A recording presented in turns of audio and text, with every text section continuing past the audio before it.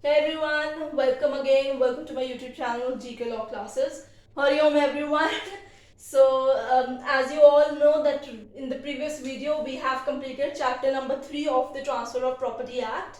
I hope my language it's clear. I am going in a bilingual way with Hindi and English. The third language I know is Punjabi, so I cannot easily communicate in any other language besides these three. So today we are going to start with another chapter, that is chapter number 4 of mortgage, section number 58. So you can see in the first very initiality of this video, we have written the mortgage word. So what is mortgage? Our main focus will be on what is mortgage, these 3 points, and the type of mortgage. So we are only going to cover these 3 points in today's video. So what is a mortgage?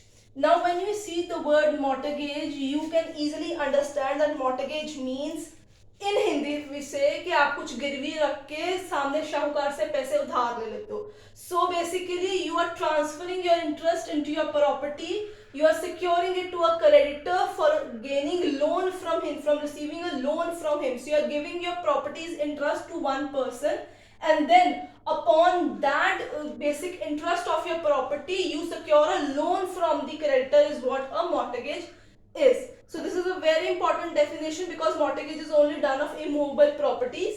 So basically in here we see the transfer of what? The interest. Ownership is not transferred at all. Only the interest in that property which you have basically mortgaged with the creditor, only the interest of that property is transferred for what? For securing loan from whom?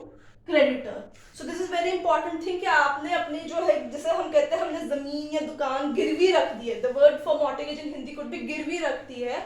ठीक है, किस चीज के लिए? ताकि हम पैसे जो है शाहूकार से उठा सके, क्रेडिटर से उठा सके और अपनी जो भी रिक्वायरमेंट्स उनको फुलफिल कर सके. सो बेसिकली हम कह सकते हैं कि हमने प्रॉपर्टी जो है वो गिरवी रखी हुई है. तो पुराने जमाने में क्या होता है कि कागजात रखवा लेते हैं शाहूकार. इस जमाने में ऐसा नहीं होता है, इसमें बहुत सारी वैरायटीज होती हैं. बट अगर हाँ आपने होम मॉर्टगेज करना है, फिर उसके कागज की कॉपी जरूर आज भी हम जब लोन सिक्योर करते हैं, आजकल क्रेडिटर्स के फॉर्म में एनबीएफसीज आ गए हैं, बैंक्स आ गए हैं, ये प्राइवेट लेंडर्स जो हैं उनके पास कॉपी रखते हैं. अगर हमने होम लोन के ऊपर बेसिकली कागजात रख के मॉर्टगेज मनी उनसे रिसीव करनी होती है. सबसे पहले चीज हमारे पास यहाँ पे क्या आती है? हु सिक्योर्स, यानी कौन जो है अपनी जमीन का इंटरेस्ट गिरवी रख के पैसे उठाता है. तो हम उसको क्या कहते हैं? उस बंदे को हम कहते हैं mortgagor. The word is who secures? The mortgager secures. From whom? Mortgagee. ठीक है. और you can use the word for creditor. हम किससे उठाते हैं? हम क्रेडिटर से उठाते हैं. From whom we secure the loan amount? From the creditor. What is the word consideration? यहाँ पे consideration आपका क्या होगा? जो आपने लोन की मनी उठानी है उस चीज को हम यहाँ पे कंसिडरेशन कहते हैं, जिसे मॉर्टगेज मनी के नाम से जाना जाता है. I am using the word M for the mortgage money. Now ये सारा जो चीज होता है कि आपने अपनी प्रॉपर्टी रखी है, आपने इमूवेबल प्रॉपर्टी का इंटरेस्ट रखा है, आपने लोन सिक्योर किया क्रेडिटर से, ये किसके वाया होता है? ये मॉर्टगेज डीड के वाया होता है. The deed conveyance of the transfer is known as mortgage deed. ठीक है, मैं again I am telling you, मैंने मॉर्टगेज के लिए सिर्फ एम डॉट लिखा हुआ है तो इसका मतलब मॉर्टगेज है यहाँ पे.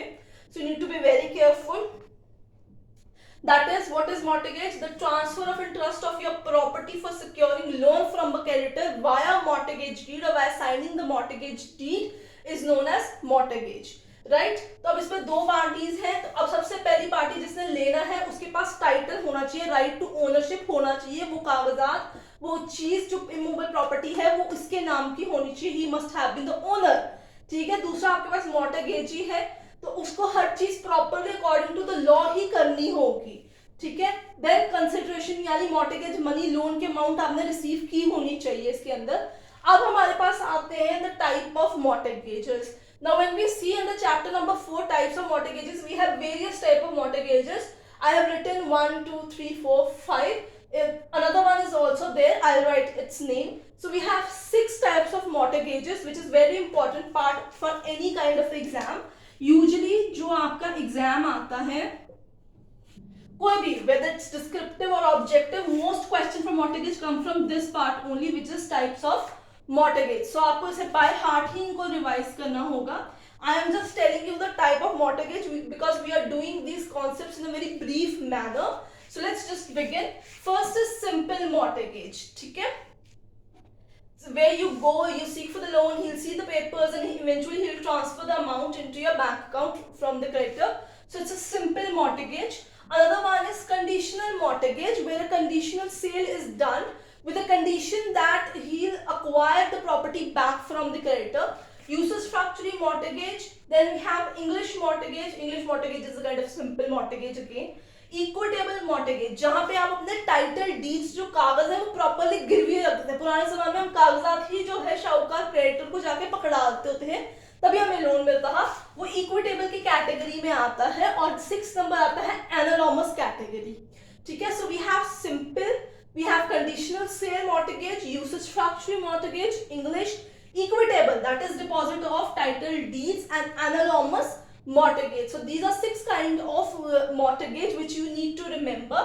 The parties are mortgager and mortgagee. Of course, the money, the loan secured is mortgage money. The money is received by signing of what? Mortgage deed. These are very important. No ownership is transferred, only the interest is transferred here from the property. Whenever you give away the title deeds also, or whenever he puts the title deeds, the creditor keeps the title deeds with himself. He has no right to sell your property or to make it in his own name. Eventually, when you will repay the loan to that creditor, what is creditor's duty?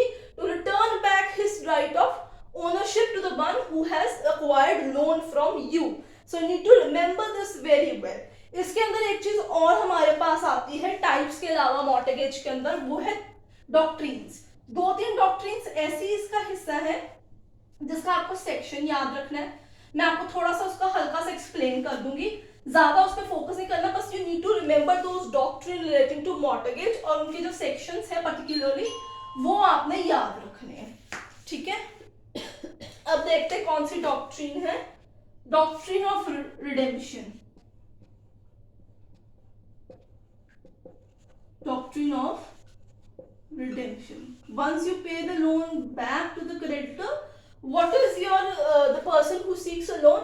It is his right to get his property redeemed from one whom creditor. अगर उसके पास कागजात है तो he has a right to get the property back, the property papers back. ठीक है. Within 30 years of repaying that whole loan. Section number 60 है. Right? Then you have doctrine of marshalling. Doctrine of marshalling. ठीक है.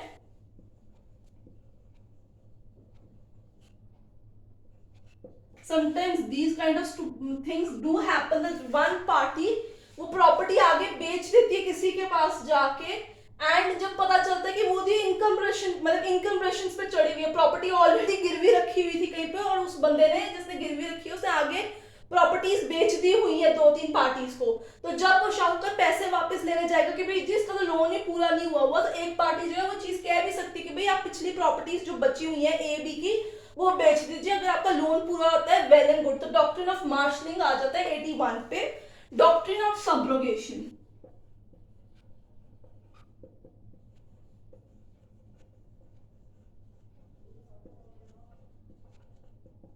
ठीक है. Doctrine of subrogation is what when you have to repay the loan, section number 91. ठीक है. But instead of use some third person of the surety pays the amount to the creditor, and there the surety would step into the shoes of whom? The creditor. Hindi में अगर मैं आपको सीधी बात में ये चीज समझाऊं कि आपने कोई लोन ले रखा है, ठीक है, आपने बीच में श्योरिटी भी डाला हुआ है कि कल को भी अगर मैं नहीं दे पाया तो क्रेडिटर को पैसे कौन लोन चुकाएगा? वो श्योरिटी जो आपका गारंटर है वो चुकाएगा. अब होता ये है कि आपने ए पार्टी ने बी पार्टी से लोन लेके रखा हुआ है, और जो बी पार्टी है वो आपका श्योरिटी है बीच में. ठीक है. अब ए पार्टी जो है he fails to fulfil the obligation, वो बी को लोन के पैसे नहीं चुका पाता है. उसकी जगह पे जो डी बंदा होता है जिसका नाम उस डीड के अंदर होता है, वो लोन जो है इसको चुका देता है.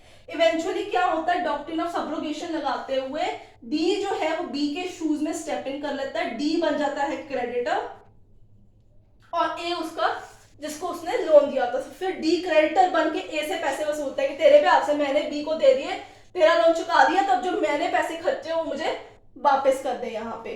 तो ये 3 डॉक्ट्रिन बहुत इंपॉर्टेंट है। Redemption 60 number, marshalling 81, doctrine of subrogation 91। ये 3 डॉक्ट्रिन जो है इसकी मॉर्टगेज में आती है। So well for now it is very important for you to understand कि मॉर्टगेज के अंदर हमें टाइप सबसे ज्यादा इंपॉर्टेंट है, इन डॉक्ट्रिन्स का नाम और उनके सेक्शन नंबर सबसे ज्यादा इंपॉर्टेंट है, what is the meaning of mortgage is important. इसके अलावा कुछ ज्यादा क्वेश्चंस मॉर्टगेज में से आते नहीं है, इसकी वेटेज कुछ ज्यादा स्ट्रॉन्ग नहीं है, बस आपको नाम याद रखने in all, that is what most important. So with this I'll see you in the next video. Till then keep studying. Thank you.